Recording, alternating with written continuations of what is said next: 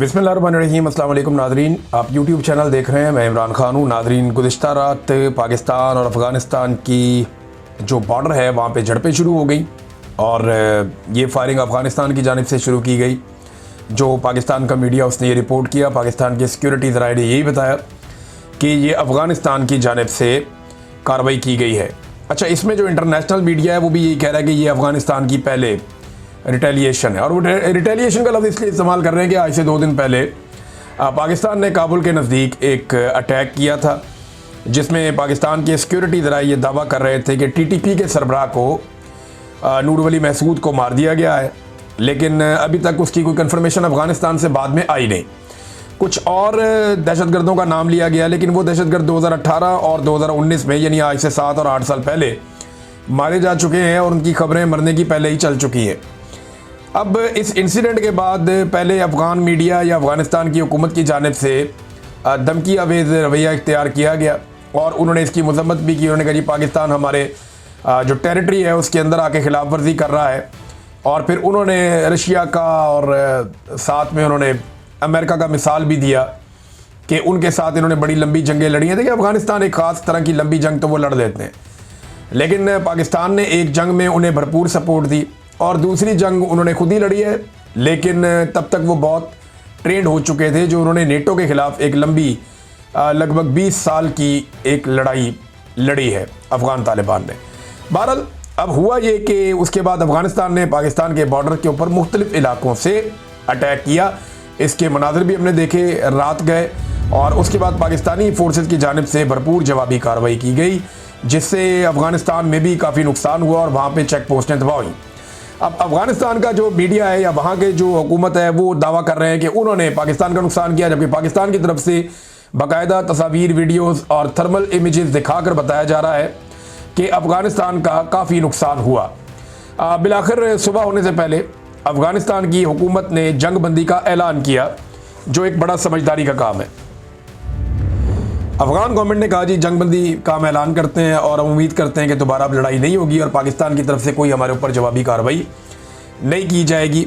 ये अब अफ़गानिस्तान ने उसके बाद जंगबंदी की है, लेकिन पाकिस्तान इस बीच में बड़ा तगड़ा जवाब दे चुका था। अब इस सारी सूरत हाल में ना चंद किरदार हैं जिन्हें हम फरामोश नहीं कर सकते। एक तो भारत का किरदार है। भारत जो है वो ज़ख्म चाट रहा है। पाकिस्तान ने उनके तैयारे गिराए हुए हैं और वो अब बदला लेने के लिए पर तोड़ता रहता है। और ये देखिए, हमला भी उस वक्त हुआ जब अफ़गान वज़ीर ख़ारजा अमीर मुत्तकी वो भारत के दौरे पर है। ये बड़ा एक अजीबोगरीब टाइम है कि अफ़गान वज़ीर ख़ारजा भारत के दौरे पे है, तब एक एयर स्ट्राइक होती है अफ़गानिस्तान में, उसके बाद भारत के अंदर उनका दौरा है और उस बीच में फिर बॉर्डर के ऊपर टेंशन हो जाती है और अफ़गान फोर्सेज और पाकिस्तानी फोर्सेज के बीच में पहली मरतबा इस लेवल की टेंशन हुई है और इतनी फायरिंग का तबादला हुआ है, शेलिंग का तबादला हुआ है। पाकिस्तान की जानिब से आर्टिलरी का भी इस्तेमाल किया गया। तो भारत के अंदर बहुत सारे लोग बगले में जा रहे हैं, खुश हो रहे हैं, एंजॉय कर रहे हैं कि जी पाकिस्तान की अफ़गानिस्तान के साथ लड़ाई लग गई। देखें, एक बात भारत को भी समझनी चाहिए, अफ़गानिस्तान को भी, अफ़गानिस्तान के पास कोई रवायती फ़ौज नहीं है। उनके पास वो मिलिट्री वेपन्स भी नहीं है जो एक फ़ौज के पास होते हैं, वैसी आर्टिलरी भी नहीं है, टैंक्स भी नहीं है। जो जदीद हथियार हैं आजकल के, जिनको ड्रोन्स कहते हैं या एयरफोर्स कहते हैं, वो भी अफ़गानिस्तान के पास नहीं है। अफ़गान सिर्फ एक गोरीला जंग के मास्टर हैं। बाहर से अगर कोई अफ़गानिस्तान के अंदर घुसेगा तो लड़ाई की नौयत कुछ और होगी। अगर कोई ऑक्यूपेशनल फोर्सेस हैं जिन्होंने ऑक्यूपाई किया हुआ है अफ़गानिस्तान की टेरिटरी को, तो उसके खिलाफ वो एक लंबी गोरीला जंग तो लड़ सकते हैं।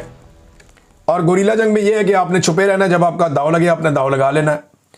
लेकिन जब आप एक मुल्क की फ़ौज होते हैं तो आपके पास बहुत सारी ऐसी चीज़ें होनी चाहिए जो हकीकतन इस वक्त अफ़गानिस्तान के पास नहीं है। तो अफ़गान फोर्सेस गोरीला जंग के लिए तो ठीक है, मानते हैं कि वो लड़ सकते हैं, लेकिन एक रवायती जंग को लंबे अरसे तक लड़ना ये उनके बस में नहीं है, वो नहीं लड़ पाएंगे।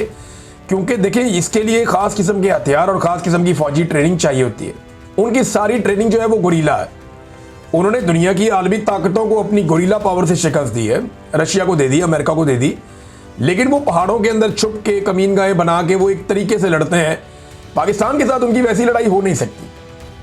हाँ, ये ज़रूर हो सकता है कि वो पाकिस्तान के साथ अगर ताउन ना करे तो पाकिस्तान के अंदर दहशतगर्दी के वाक़यात बढ़ते जाएं, या अफ़गानिस्तान पाकिस्तान के अंदर जो है वो गुरीला वॉर के अंदर सपोर्ट देना शुरू कर दे उन एलिमेंट्स को जो पाकिस्तान के अंदर फोर्सेस के ऊपर अटैक करते हैं, ये दूसरी बात है। तो ये वैसा नहीं है जैसा लोग समझ रहे हैं, इंडियन समझ रहे हैं कि अफगानिस्तान पाकिस्तान को फतह कर लेगा, जो कोई अटैक कर लेगा, ऐसा नहीं होगा। बॉर्डर से 1 इंच आगे वो नहीं आ पाएंगे और पाकिस्तान आने भी नहीं देगा। पाकिस्तान की जो दिफाई नुक्ता नज़र से सलाहियत है वो बिल्कुल एक मुख्तलिफ नौइयत की है, वो एक कन्वेंशनल ट्रेंड फोर्स है।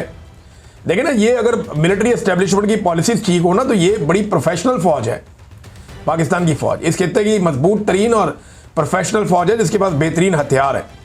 तो एक तो इसमें आप याद रखें भारत का किरदार है। भारत हवा भरने की कोशिश करता है कि लड़ाई हो जाए, किसी तरह पाकिस्तान एंगेज हो जाए।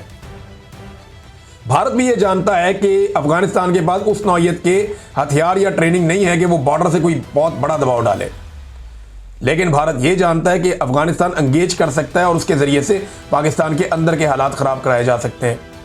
जैसा कि माजी में परवेज मुशर्रफ के दौर में परवेज मुशर्रफ ने कहा था कि भारत के अफगानिस्तान के बॉर्डर के साथ साथ ट्रेनिंग कैंप्स हैं जहां से दहशतगर्द ट्रेंड होते हैं, वो पाकिस्तान में आते हैं और आकर दहशतगर्दी करते हैं। ये परवेज मुशर्रफ ने कहा था। तो उस वक्त क्योंकि अफगानिस्तान के अंदर जो हुकूमत थी वो हमारे बहुत खिलाफ थी पाकिस्तान के, लिहाजा हमारी बात नहीं बन रही थी। अब जो अफगानिस्तान की हुकूमत है इसमें हमारे पास मौका था बड़ा ज़बरदस्त कि हम उनके साथ अच्छे ताल्लुकात बना लेते और एक वर्किंग रिलेशन हम उनके साथ डेवलप कर लेते, लेकिन हमने ये किया नहीं क्योंकि इसमें एक फैक्टर और है जिसे हम अमेरिका कहते हैं। अब अमेरिका को अफगानिस्तान में बगराम एयरबेस चाहिए और ट्रंप की इसी ख्वाहिश के बाद कुछ सख्त बयानात पाकिस्तान की जानिब से दिए गए। जैसा कि ख्वाजा आसिफ ने अफगानिस्तान को दुश्मन मुल्क करार दे दिया। जब डोनाल्ड ट्रंप ने बगराम एयरबेस मांगी उसके बाद हमने बयानात सुने, ख्वाजा आसिफ के बयानात का ज़मीन आसमान का फ़र्क हो गया। अब यही ख्वाजा आसिफ है जो अमेरिका के मुकाबले में अफगान तालिबान के बारे में ये कहते थे कि ताकतें तुम्हारी हैं और खुदा हमारा है। यही ख्वाजा आसिफ है जिसने ये मौक़िफ़ लिया था कि अमेरिका और नेटो को उन्होंने कहा कि ताकतें तुम्हारी है और तालिबान की तरफ उनका इशारा था कि और खुदा हमारा है। ये ख्वाजा आसिफ साहब थे।